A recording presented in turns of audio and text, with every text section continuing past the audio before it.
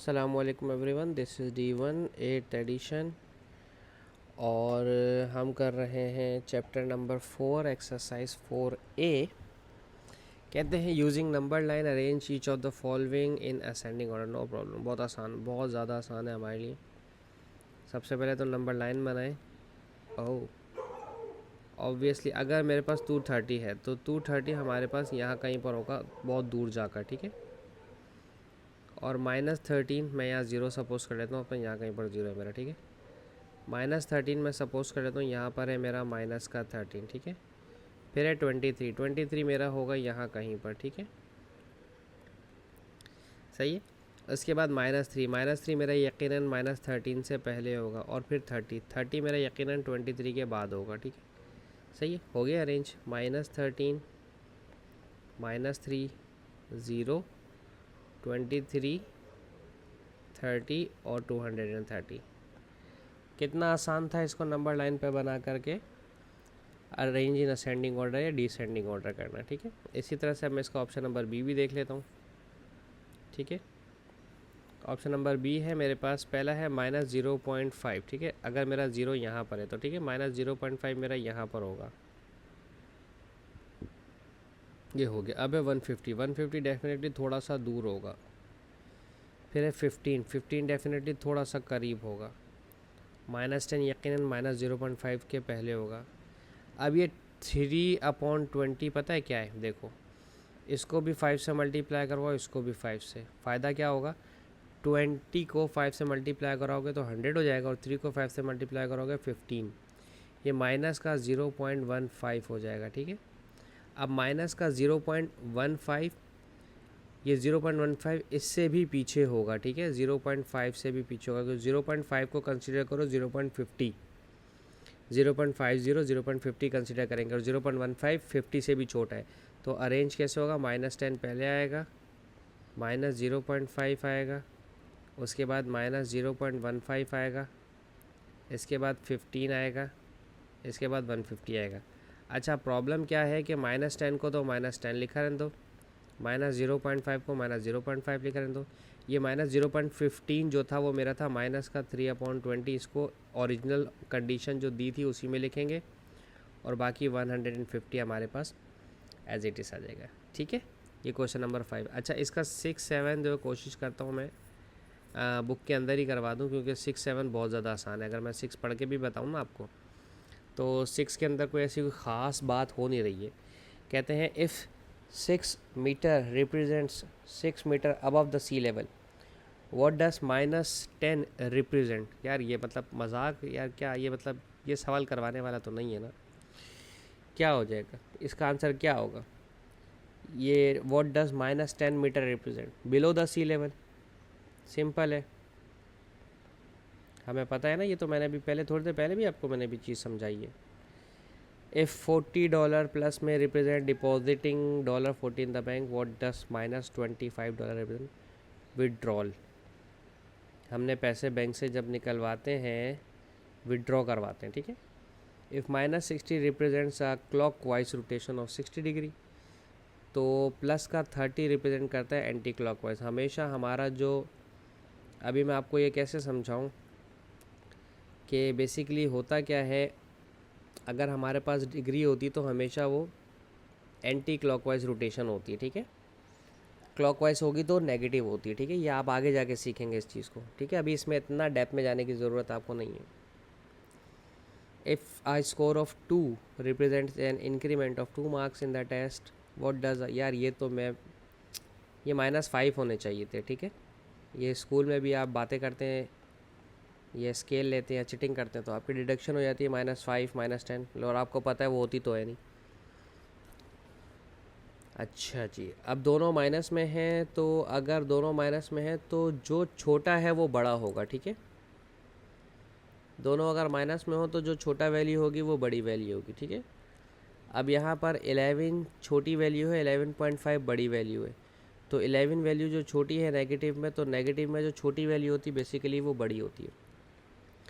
1/5 को अगर आप सोचो तो किसी एक पार्ट का 5वां हिस्सा, और 1/3 का मतलब किसी एक पार्ट का 3 हिस्से, ठीक है ना। तो मेरे ख्याल से नहीं, बल्कि यकीनन जो है 1/3 वाला जो रेशो होगा वो बड़ा होगा। किसी एक केक में से 3 पार्ट करें या एक केक में से 5 पार्ट करें तो डेफिनेटली 3 पार्ट जो होगा उसका रेशो ज़्यादा होगा एज़ कम्पेयर टू 1/5 वाले के। ओहो, क्या कर रहे हैं ये, अब यहाँ ये गड़बड़ कर दी इन्होंने। देखो, इस 6 को 1 से मल्टीप्लाई करो तो -6 हो जाएगा, इस 3 को 5 से मल्टीप्लाई करो तो माइनस का 15 हो जाएगा। जो छोटी वैल्यू है बेसिकली वो बड़ी वैल्यू है, माइनस में जो छोटी वैल्यू है वो बेसिकली बड़ी वैल्यू है। क्रॉस मल्टीप्लाई करवा के भी पता कर सकते हैं। तो -6 आ रहा है तो -6 मेरा बड़ा होगा, ठीक है। अच्छा, अब हमारे पास क्वेश्चन नंबर 8 है हमारा। Use a number line to illustrate each of the following. क्या इलस्ट्रेट करना है? अच्छा, बस शो करना है। अच्छा, शो करना है, अभी शो कर देते हैं।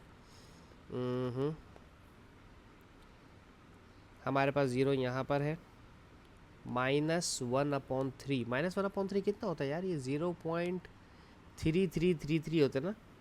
तो ये अगर मेरा -1 है तो यहाँ डॉट लगाएंगे, -1/3 यहाँ लिखा जाएगा, ठीक है। 2.5, 1 2 और 3, ठीक है। तो 2.5 यहाँ बीच में होगा। 1 होल 3/8। 3/8 कितना होता है आपके हिसाब से? 8 4 ज़ा 32।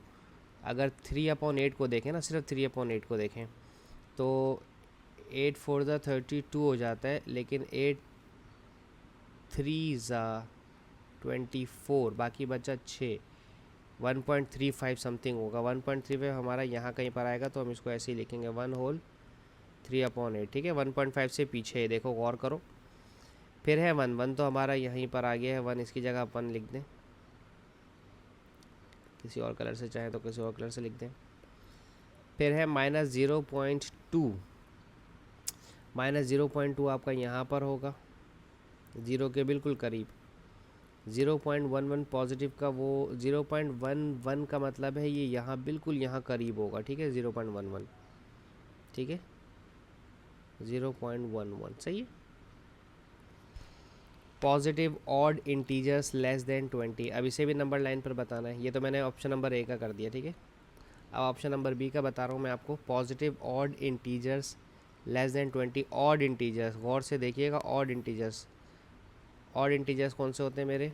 19, 17, अरे यार क्या होगा, 18, 19, 15, और फिर 13, फिर 11, 9, 8, 7, 6, 5, 4, 3, 2, 1 एंड देन 0 में लिख नहीं सकता, ठीक है, क्योंकि 0 मेरा ऑड नंबर नहीं है, ठीक है।